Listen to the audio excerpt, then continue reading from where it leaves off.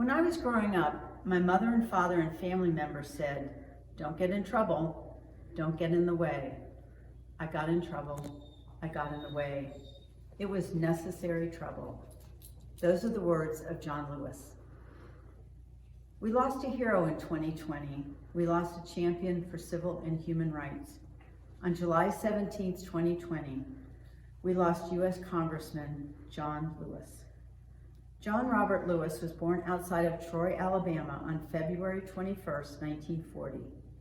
Lewis had a happy childhood, but he railed against the unfairness of segregation. Inspired by Dr. Martin Luther King Jr.'s sermons and news of the 1955-56 Montgomery bus boycott, Lewis was empowered to act for the change he wanted to see. In 1957, Lewis attended the American Baptist Theological Seminary in Nashville, Tennessee. There, he learned about nonviolent protest and helped to organize sit-ins at segregated lunch counters. He was arrested during these demonstrations, which upset his mother, but Lewis was committed to the civil rights movement. Lewis was a freedom rider, helped plan and was the youngest speaker at the 1963's March on Washington, where he declared, and I quote, "We all recognize the fact that if any radical social, political, and economic changes are to take place in our society, the people, the masses, must bring them about." After the March on Washington in 1964, the Civil Rights Act became law. However, this did not make it easier for African Americans to vote in the South. To bring attention to this struggle, Lewis and Hosea Williams led a march from Selma to Montgomery, Alabama on March 7, 1965. After crossing the Edmund Pettus Bridge, the marchers were attacked by state troopers and Lewis was severely beaten. Lewis was elected to the U.S. House of Representatives in 1986, representing Georgia's 5th District. He was one of the most respected members of Congress and received the Presidential Medal of Freedom in 2011. He called for health care reform, measures to fight poverty, and improvements in education. Most importantly, he oversaw multiple renewals of the Voting Rights Act. When the Supreme Court struck down part of the law in 2013 Shelby County versus Holder, Lewis decried the decision as a dagger into the heart of voting rights. I know maybe it won't happen in my lifetime, but I know somehow, in some way, we're going to create the beloved community, that we're going to create a national community, a world community that is at peace. John Lewis. May we follow his example and commit ourselves to the creation of the beloved community he dedicated his life to building, and may we always get into necessary trouble.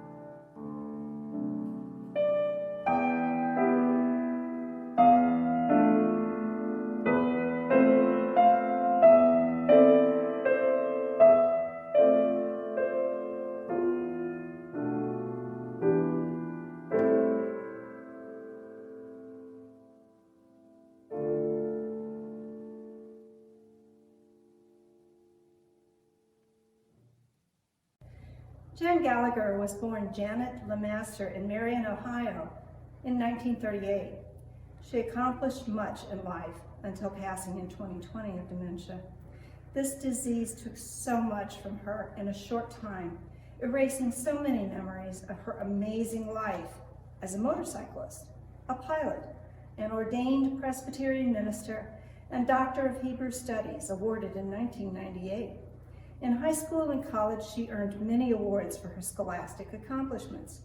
She traveled the world, literally, with her last trip in 2016 to Easter Island. Other places included China, Bhutan, Mongolia, much of Africa and South America, and numerous European countries. She was a lover of the arts, a 25-year symphony subscriber, as well as a season holder to the ballet, a member of the Cincinnati Art Museum, the Zoo, and the Contemporary Art Museum. When possible, she sang alto in our choir and preached on occasion. She served many local churches as interim pastor and taught at several local universities. While some might have found her intense, when she found an abandoned baby on the steps of a church she was serving, she promptly baptized the child. Her heart was captured by the love of kittens, cats, dogs, and horses, and loved biblical archaeology.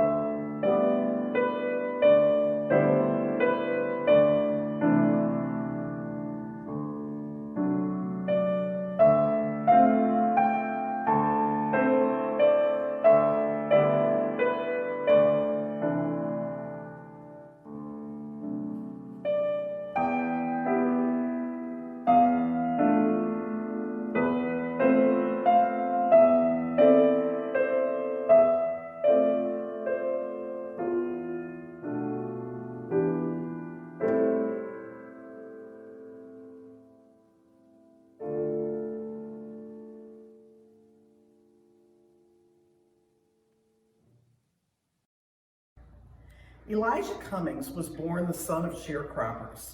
He grew up to serve 23 years as the Democratic House member from Maryland's 7th District.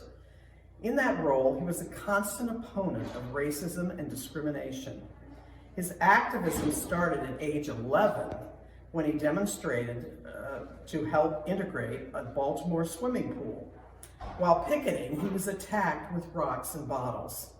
As congressman, when President Trump called his Cummings district a rat and rodent-infested mess, he called for an end to Trump's hateful rhetoric. After the funeral of Freddie Gray in Baltimore, Cummings personally went to a troubled neighborhood in West Baltimore where he helped restore order while at the same time working to encourage changes to police policies to prevent such tragic deaths. The NAACP said that he demanded justice on every front and never shied away from standing up for the most vulnerable. Congressman Cummings served as the chairman of the House Committee on Oversight and Reform. He prepared investigations on the Trump-Russia connection, Trump's taxes and finances, the Mueller report, immigration and border policies, as well as family separations, which he vehemently opposed. Even as he was known for working across the aisle with Republicans, he was very clear as he investigated the Trump scandals that this is a fight for the soul of our democracy. He believed that we could win the fight because we are better than this. Do you remember him saying that? It was very powerful. Congressman Cummings also worked tirelessly to raise funding for public education and Head Start, as well as to lower prescription drug prices. When he died, his beloved friend and colleague, John Lewis, said, "When this nation needed him most, he became a moral voice crying in the wilderness, and his words and actions called for a reluctant nation to conscience."